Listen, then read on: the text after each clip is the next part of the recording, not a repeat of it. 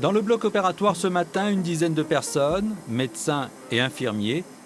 L'ambiance est détendue et pourtant, le cœur du patient restera arrêté pendant 1h30.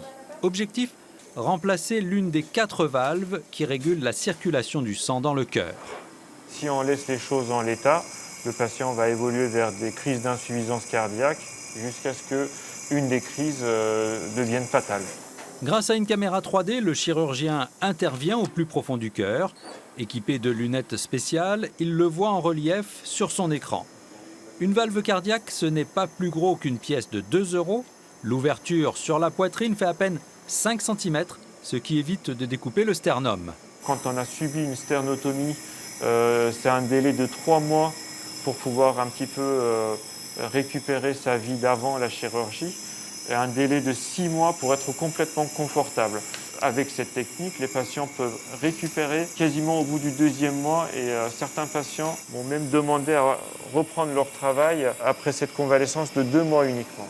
Des joggeurs qui refont un footing léger au bout de 3 semaines, des personnes âgées qui retrouvent leur autonomie. Après une centaine d'opérations, le docteur Azarnouch n'a plus de doute sur les bénéfices de la méthode. D'habitude, les patients ont une cicatrice qui va, par exemple chez ce patient, de là à là. Donc vous imaginez la taille de la cicatrice. L'avantage de cette technique, c'est que vu qu'on ne touche pas du tout à l'os, très rapidement les malades sont mobiles. Cet homme de 46 ans, opéré il y a 3 semaines, a déjà entamé sa rééducation. Dans 2 mois, il reprendra son activité d'ouvrier dans le bâtiment. Il devra même apprendre à se réguler car il ne ressentira plus d'essoufflement.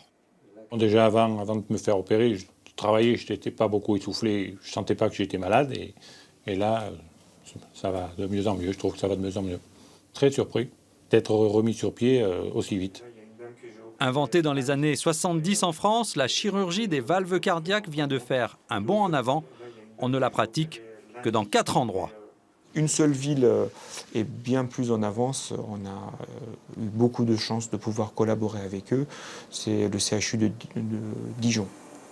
Aux côtés du professeur Azarnouch ce jour-là, un interne vietnamien, l'hôpital d'Hanoï et le CHU de Clermont-Ferrand sont partenaires depuis de nombreuses années.